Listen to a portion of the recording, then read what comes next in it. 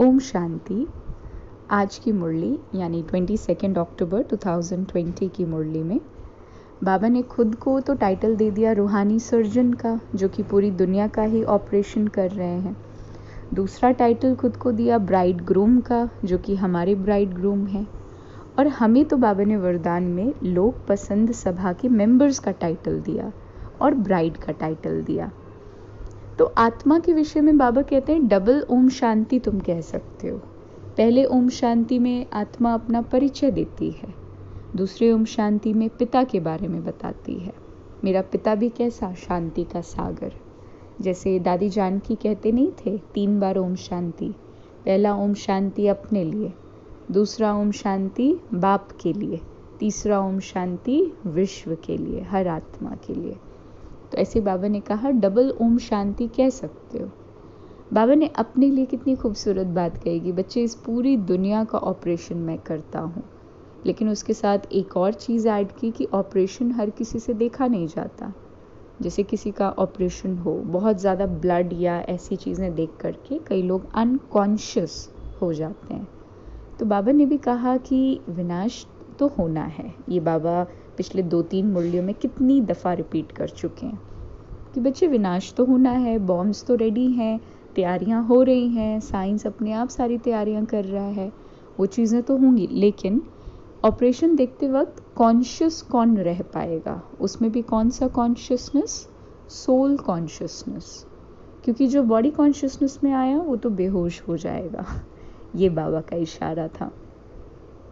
शिव बाबा ने सत्युग के विषय में कहा कि वहाँ पर कोई भी रोगी नहीं होगा। इतने अच्छे से सारी चीज़ें चेंज हो जाएंगी, इतनी खूबसूरत बाबा बना देगा कि वहाँ पर कोई कोर्ट, कोई हॉस्पिटल है ना, कोई मंदिर भी फॉर दैट मैटर, ये सारी चीज़ें वहाँ उपस्थित नहीं होंगी सत्युग में। Everything is going to be absolutely perfect. फल फूल सारी चीज़ें बिल्कुल ताज़ा। पॉपुलेशन यहाँ पर कॉन्ट्रास्ट भी बता दिया बाबा ने, यहाँ पर पॉपुलेशन करोड़ों की अंदाज में है और वहाँ तो पॉपुलेशन स्टार्टिंग की केवल 9 लाख। पूरे विश्व पर राजाई, एक दिल्ली के बराबर लोगों के घर है ना, मकान। जैसे लाल किला में दिखाते हैं ना, दिल्ली का जो लाल किला है, वहाँ पर रानियाँ रहती थीं और एक एक बड़ी बड़ी बिल्डिंग, वो भी द्वापर युग के जो राजा रानी थे, एक एक बड़ा बड़ा मॉन्यूमेंट एक रानी का महल माना जाता था। तो ये चीज़ें संभव उस वक्त इसलिए थी क्योंकि पॉपुलेशन कम था। तो बाबा वही तो कहते हैं कि विनाश एक ऐसा माध्यम बनेगा कि पॉपुलेशन कम हो जाएगा ड्रामा अनुसार। हालांकि दुनिया में लोग बहुत प्रयास कर रहे हैं कि किसी तरीके से बर्थ कंट्रोल हो जाए, लेकिन बाबा कहते हैं नर चाहत कुछ और भई कुछ और। दुनिया में भी ये कहावत है। फिर बाबा ने जो भक्ति के बारे में कुछ बातें बताई। पहली बात तो ये, जैसे हर कोई कहता है कि बैल और गाय के सींग के ऊपर ये दुनिया है, नीचे कहीं एक बैल और गाय हैं और उनके सींग पर दुनिया खड़ी है। बैल जब थकता है तो गाय ले लेती है, गाय जब थकती है तो बैल ले लेता है। भक्ति मार्ग में ऐसी मान्यता है। बाबा कहते हैं बच्चे ऐसा नहीं है। अभी रावण का राज्य है और सोने की लंका को भी क्या कहते हैं, समुद्र के किनारे है। तो बाबा कहते हैं ये पूरी पृथ्वी तो सागर के ऊपर है। लंका तो हो ही गई रावण की। बाकी ऐसे नहीं कि कोई गाय और बैल नीचे बैठे हुए हैं जिनके ऊपर ये सृष्टि उनके सींग के ऊपर प्रेजेंट है। गाय की बात गौ मुख के रूप में भी बाबा ने स्पष्ट की कि सब कह देते हैं भगवान गौ मुख से ज्ञान देंगे। बाबा कहते हैं ऐसे कैसे संभव है? गाय के मुख से उच्चारण की हुई बातें हमें थोड़ी समझ आएगी, और जैसी हमारी दशा होती है वैसी दशा और दिशा ये पूरे ब्रह्मांड की हो जाती है। जैसे सड़क पे चलने वाला कोई डॉग हमारी ही कार के नीचे आकर के तो दम तोड़ देता है। अगर ड्राइवर विजिलेंट है, ड्राइवर कॉन्शियस है, तो क्यों किसी पशु की यूं ही बेवजह जान जाएगी? पशु भयभीत हो गया है, पशु भी बिल्कुल चिंतित होने लग गया है। क्यों? क्योंकि मनुष्य जो कि सृष्टि का, इस पर्टिकुलर विश्व का मालिक माना जाता है, ब्रह्मांड का नहीं, केवल अर्थ का मालिक जो मनुष्य माना जाता है, उसकी प्रवृत्ति बिल्कुल नेगेटिव हो गई। तो इसीलिए जो जनजीवन है वो भी नेगेटिव हो गया। तो इसीलिए बाबा कहता कि वहाँ सत्युग में तो कोई रोगी होगा ही नहीं। तो ऐसा नहीं कि गाय के मुख से बाबा ने ज्ञान दिया, ऐसा बिल्कुल नहीं है। बाबा ने कहा मनुष्य ही समझेगा जो कि सृष्टि का यानी इस पर्टिकुलर ये जो दुनिया है फिजिकल वर्ल्ड, इसका पालन करता है विष्णु के रूप में। फिर शिव बाबा ने एक और करेक्शन बताया अमरनाथ के कथा के विषय में कि तुम सब पार्वतियाँ हो और मैं शिव हूँ, मैं ही वो शंकर हूँ जिसकी व्याख्या लोग कर देते हैं शंकर के रूप में, हालांकि है वो शिव की बात। और पार्वती ऐसे कोई एक नहीं, बाबा कहता हर आत्मा मेरी पार्वती है। ये अमरनाथ की कथा, अमर कथा, मैं अमरनाथ तुम्हें सुनाता हूँ। अमरनाथ माना लॉर्ड ऑफ इमॉर्टैलिटी। बाबा ने कहा ना शिव क्या है, शिव ट्रुथ है, सत्य है, ना तो वो बदलता है और ना ही वो विनाश को पाता है।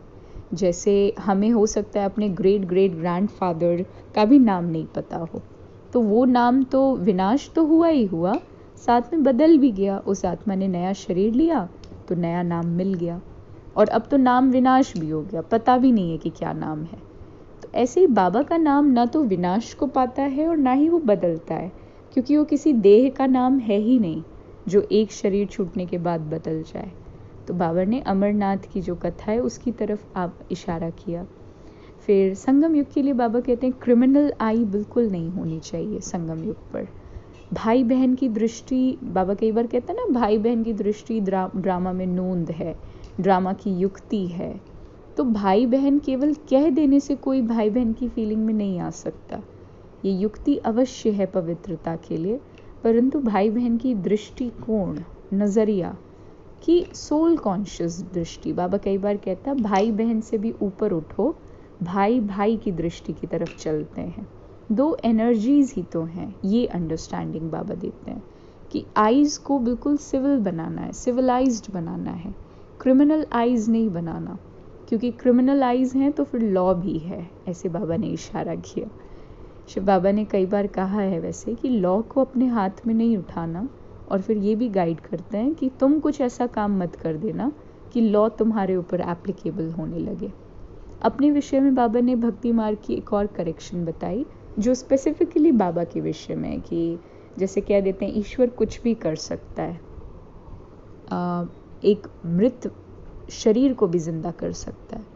अगर गहराई से सोचा जाए तो yes, the God father can do anything, he is the spiritual, the supreme father, but एक गॉड के साथ साथ वो एक जज भी है, वो फेयर जज भी है। वो केवल ऐसा नहीं कि किसी के लिए कुछ भी करे, फिर तो उसको समस्त संसार के लिए करना पड़ेगा। फिर ये कर्मों की फिलॉसफी क्या, जब बाबा को ही बैठ करके सारी चीज़ें कर देनी है इंस्पिरेशन से। करन करावन हार अवश्य है, लेकिन कब? जो आत्मा नियम मर्यादाओं में रहे, शरीर के नियम में, और आत्मा अपनी मर्यादा में रहे, श्रीमत का पालन करे, तब वो हमारे लिए हमारे जीवन का करन करावन हार कंप्लीटली है, निश्चिंत हैं, बेफिक्र हैं। तो बाबा इसीलिए कहता है बच्चे ये तो फालतू की महिमा हो जाती है, हो सकता है कर सकते, लेकिन ऐसा ड्रामा में ये नूंद नहीं है। बाबा कहता है ड्रामा के बंधन में मैं बंधा हुआ हूँ। जिसने खुद ही कॉन्स्टिट्यूशन क्रिएट किया वो ऐसे कैसे कॉन्स्टिट्यूशन के लॉ को ब्रेक कर सकता है। तो बाबा कितनी एक एक बात को रिफाइन करके बताते हैं। बाबा कहता है भगवान शब्द मत लो, बाप शब्द बोलो ना। अब जैसे हमारे फादर अगर सपोज किसी के लौकिक पिता टीचर हैं या डॉक्टर है, तो अगर हम वर्क प्लेस में हैं तब तो हम उनको ठीक है सर या मैम कुछ भी कह के बुलाएं, लेकिन जब वही मतलब अगर पिता हैं तो सर और माता हैं तो मैम, अगर वही पिता घर में है तो घर में भी थोड़ी सर सर सर बोलते हैं, है ना। तो ऐसे ही भक्ति मार्ग में हम लोग वर्क प्लेस में थे, भक्ति करते थे तो भगवान भगवान भगवान कह दिया। अब तो बाबा मिल गया, परिचय मिल गया, तो बाबा का प्रोफेशन होगा गॉड का, होंगे वो भगवान दुनिया के लिए, but he is my father, हमारे पिता हैं, बाबा हैं। और बाबा के ये शब्द इन चीज़ों को बड़ा स्पष्ट करता है कि ये संगम युग जो है ये कोई भगवान का युग है ही नहीं, ये तो बाप और बच्चे का युग है, फादर एंड चाइल्ड। इसीलिए शायद ईश्वर को इसी बात की बुनियाद पर गॉड फादर कहा। बाबा ने कितनी खूबसूरत बात बताई कि जैसे सोने का फूल आसमान से बरसने वाली बात। बाबा ने कहा तुम ही वो सोना बनोगे, आत्मा है ना सोना, और फिर अपने घर से तुम ही बरस करके इस धरती पर अपना पार्ट प्ले करने के लिए आओगे। बाकी ऐसे नहीं कि जैसे उस किंग के ऊपर प्रैक्टिकल सोने के पुष्प बरसाए थे, ब्रह्मा बाबा ने अनुभव सुनाया ना बीच में, बाबा ने कहा ऐसे नहीं है, तुम वो सोने के फूल हो और तुम्हें वो फिर से बनना है। वरदान में कितनी खूबसूरत बात, लोक पसंद सभा की टिकट बुक करने वाले राज्य सिंहासन अधिकारी भव, है ना। बाबा ने कहा मन पसंद कार्य ये तो संसार कर रहा है, और मन मानी, मन की मानी तो फिर गए काम से। बुद्धि मानी, बुद्धि का मानना आवश्यक है।